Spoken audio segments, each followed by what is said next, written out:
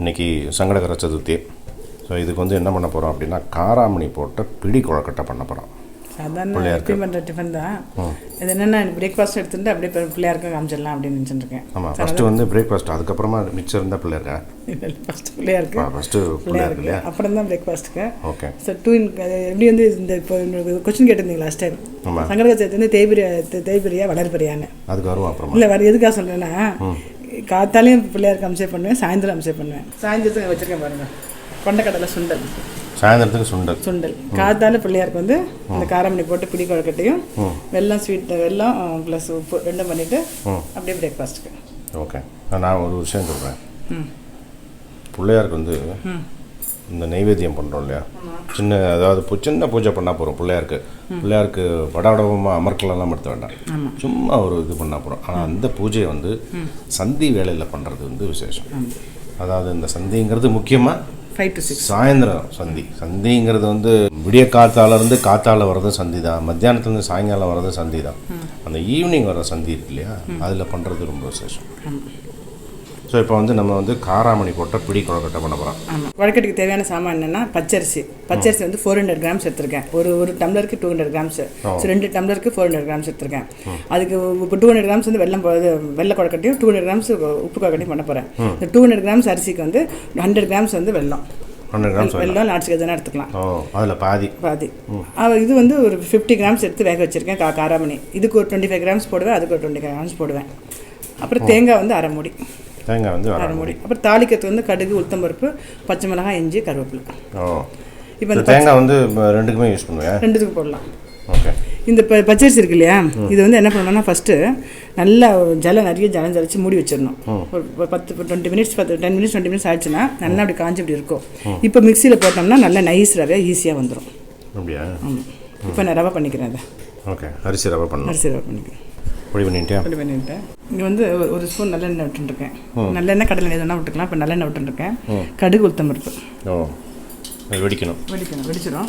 இப்போ வந்து பச்சை மிளகாய் 2 பச்சை மிளகாய், இஞ்சி ஒரு பீஸு, கருவேப்பிலை. நம்ம ரவை எவ்வளோ எடுத்துக்கிறோமோ அதுக்கு 2 கிளாஸ் வந்து ஜலம் விடணும். ஸோ இப்போ இந்த கிளாஸில் 1 கிளாஸ் ரவை எடுத்துக்க போகிறேன். ஸோ இப்போ 2 கிளாஸ் ஜலம் விட்றேன். இப்போ 2 கிளாஸ் ஜலம் விட்டுருக்கேன். ஓகே. கொஞ்சம் கொதி வரும்போது இது உப்பும் போடணும். ஓகே. இப்போ இந்த காராமணி வேக வச்சது கொஞ்சம் போடுறேன், பாதி போடுறேன். தேங்காய் பாதி, உப்பு. கொதி வந்ததுக்கப்புறம் ரவை போட்டு கிண்டணும். அவ்வளோதான், சிம்பிள். இப்போ நல்லா கொதி வருது பார்த்தீங்களா, கொதி வரும்போது இந்த ரவையை போட்டு கிண்டிட்டு ஆஃப் பண்ணிவிடுவேன். இதுக்கு முன்னாடி என்ன நினச்சேன்னா, போன சங்கட சதுர்த்திக்கு நீங்கள் 3 கொஸ்டின் கேட்டிருந்தீங்க. அது யார் பதில் சொல்கிறாலோ பேரை சொல்லலாம்னு சொல்லியிருந்தோம். 3 கொஸ்டினுக்கும் கரெக்டாக பதில் சொல்லுவேன். அதில் வந்து ஹேமலதா விஸ்வநாதன் அவள் வந்து கரெக்டாக 3 ஆன்சர் கரெக்டாக சொல்லியிருந்தா. மிச்சம் 2 ஆன்சர்ஸ் வந்து 1 ஆன்சர் சொல்லியிருந்தா. இவன் வந்து 3 கரெக்டாக சொல்லியிருந்தா. அவள் பேர் விஸ்வநாதன். ஆமாம். அவள் என்ன கொஸ்டின் கேட்டீங்க, என்ன பதில் சொல்லிடுங்களேன். போன தடவை 3 கொஸ்டின் கேட்டிருந்தோம்.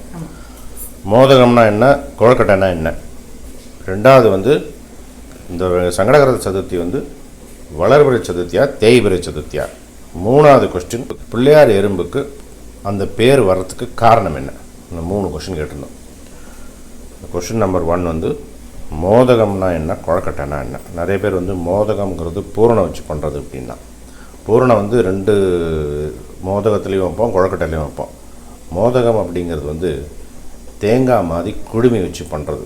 அது வந்து தொப்பையை பார்த்தோம்னா பிள்ளையார் தொப்பை மாதிரி இருக்கும். அந்த மோதக கொழுக்கட்டை பிள்ளையார் மாதிரியே இருக்கும். அது வந்து கலசம் டைப்பில் இருக்கும். இதுதான் வந்து மோதகம் அப்படிங்கிறது. 2மே வந்து பூரணமும் வைப்போம், 2மே வந்து ஃப்ரையும் பண்ணுவோம், 2மே வந்து ஆவிலையும் வைப்போம். ஆனால் அந்த ஷேப்பை வச்சு மோதகம் அப்படிங்கிறது வந்து தேங்காய் மாதிரி குடுமி வச்சு பண்ணுறது மோதகம். இன்னொன்று வந்து மடித்து பண்ணுறது கொழுக்கட்டை. அதிலே பிடி கொழுக்கட்டை அதெல்லாம் இருக்குது. இதான் வந்து மோதகம் அப்படிங்கிறது. 2வது கொஸ்டின் வந்து சங்கடகர சதுர்த்திங்கிறது வந்து தேய்பிறை சதுர்த்தி. வளர்பிறை சதுர்த்திங்கிறது வந்து பிள்ளையார் சதுர்த்தி. அது வந்து மகா சதுர்த்தி. எப்பவுமே வந்து தேய்பிறை சதுர்த்தியில் வர்றது வந்து சங்கடகர சதுர்த்தி. 3வது கொஸ்டின் பிள்ளையார் எறும்புக்கு பிள்ளையார் எறும்பு அப்படின்னு பேர் வர்றதுக்கு காரணம் என்ன அப்படின்னா ஒரு சின்ன கதை இருக்குது. அதில் என்ன கதை அது கதை சொல்லுங்கள். ஓகே, நான் இதை வந்து இது பண்ணிக்கிறேன். இங்கே இந்த அடுப்பில் வந்து அதே அளவு தான், 1க்கு 2 நாட்டு சர்க்கரையும் போட்டுன்ட்டு அந்த இதை கொதிக்க வைக்கிறேன். இந்த கப்பில் தான் 1 கப் எடுத்துக்க போகிறேன் நான். ஸோ இந்த 2 கப்பு வந்து ஜலம் விட்டுருக்கேன். இது கொதிச்சுட்டு இருக்கட்டும், கிண்டிக்கிறேன். கதை சொல்லுங்கள் அப்படியே நீங்கள். ஒரு சமயத்தில் சிவபெருமான் வந்து லோகத்துக்கே படி அளக்கிறவர். ஆமாம். ஒரு நாள் என்னாச்சு, காலம்பரை ஆற்றுலேருந்து கிளம்புறார். லோகத்துக்கெல்லாம் படி அளக்கணும் இல்லையா, எல்லா ஜீவராசிகளுக்கும் சாப்பாடுக்கு வழிவகுக்கணும், அதுக்காக கிளம்புறார். அப்படி கிளம்பும்போது பார்வதி வந்து ஒரு திருவிளையாடல் பண்ணலாம் அப்படின்னு நினச்சாலாம். சிவபெருமான் தான் திருவிளையாடல் பண்ணுவார். சிவபெருமான்கிட்டே ஒரு திருவிளையாடல் பண்ணலான்னு பார்வதி நினைக்கிறான். என்ன பண்ணுறா, அவர் கிளம்புற சமயத்தில் பார்த்து ஒரு 2 எறும்பை தூக்கி ஒரு டப்பாக்கில் போட்டுச்சிட்றான். சிவபெருமான் லோகத்துக்கு போய் எல்லா ஜீவராசிகளுக்கும் சாப்பாடுக்கு வழி வகுத்துட்டு திரும்பி வர்றார். திரும்பி வந்தோடனே சிவபெருமான்கிட்ட கேட்குறா பார்வதி, எல்லாருக்கும் படி அளந்தாச்சா அப்படின்னு. படி அளந்தாச்சு, நீ பிடிச்சி போட்ட எறும்பையும் சேர்த்து அப்படின்னாரா. பிடிச்சி போட்ட எறும்பையும் சேர்த்து படி அளந்துட்டேன். பார்வதிக்கு ஒரு ஆச்சரியம். டக்குன்னு டப்பா திறந்து பார்த்தா அதில் ஒரு சாத பருக்கை ஒன்று இருக்கு. இதில் எப்படி இது வந்தது அப்படிங்கும்போது பிள்ளையார் வரார். பிள்ளையார் வரார் வந்து பதில் சொல்கிறதுக்கு வரார். அதான் பிள்ளையாருக்கு தொப்பையே இல்லை ஜெயஸ்ரீ, வாடி அப்படி ஒட்டி பிள்ளையார் அப்படி இருக்கார். பார்வதிக்கு ஒரே ஷாக் ஆகிடுது, ரொம்ப கவலையாகிடுது. பிள்ளையார் அப்படி பார்த்தோன்னே என்கிட்ட கேட்குறா, கணேஷா என்னாச்சு வயிறுக்குன்னு. இல்லை, நீ வந்து சாப்பாடு இல்லாமல் 2 எறும்பை உள்ளே போட்ட, நீ எனக்கு கொடுத்த சாதத்தை வந்து நான் அதுக்கு போட்டேன் அப்படிங்கிறார் பிள்ளையார். பிள்ளையார் தான், அதுக்கு தான் சொல்கிறது, தடைகளை தகர்ப்பவர் பிள்ளையார், விக்னேஷ் இல்லையா.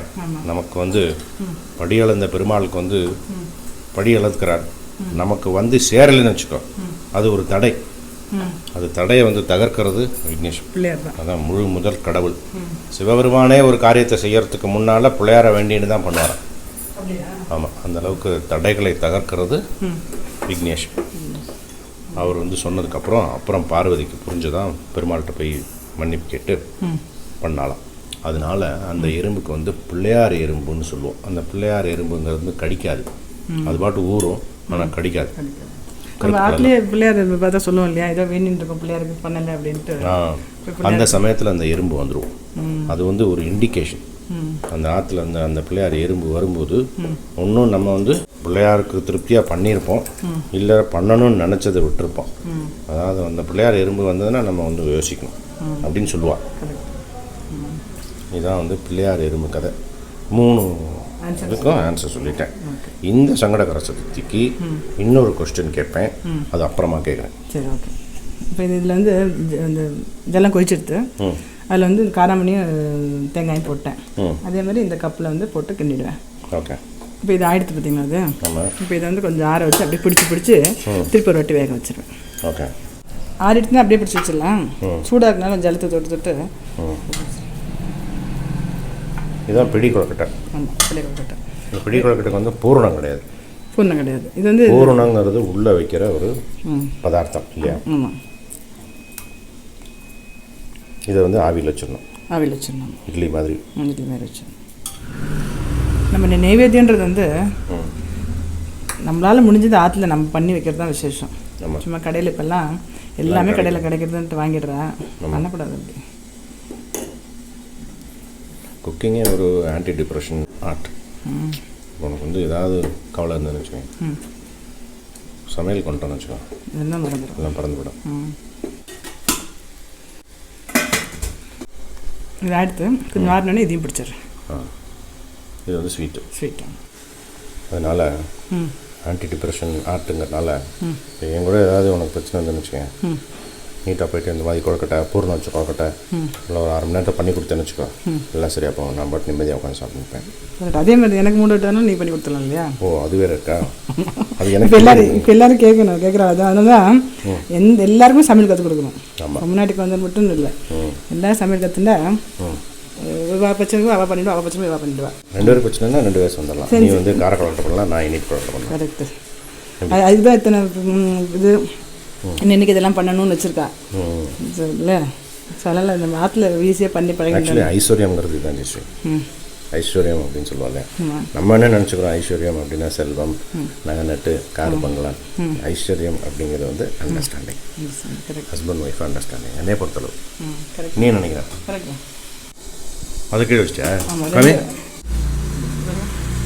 ஓ ஓகே. அது வேறு லேட் ஆகுமா? இல்லை அப்படி இல்லை. பிளேட் வந்து சின்ன பிளேட்டு பெரிய பிளேட். ஸ்வீட் கம்மியாக தானே பண்ணுறேன், அதனால் சின்ன பிளேட்டில் வச்சா மேலே வச்சுருக்கேன். ஓகே. ஆயிடுத்து 2 கொழுக்கட்டை ஆயிடுத்து பிள்ளையார் நைவேத்தியத்துக்கு. காராமணியில் இனிப்பு கொழுக்கட்டை, கார கொழுக்கட்டை. ஆமாம். இப்போ இந்த சங்கட சதுர்த்திக்கு என்ன கொஸ்டின் கேட்க போகிறீங்க?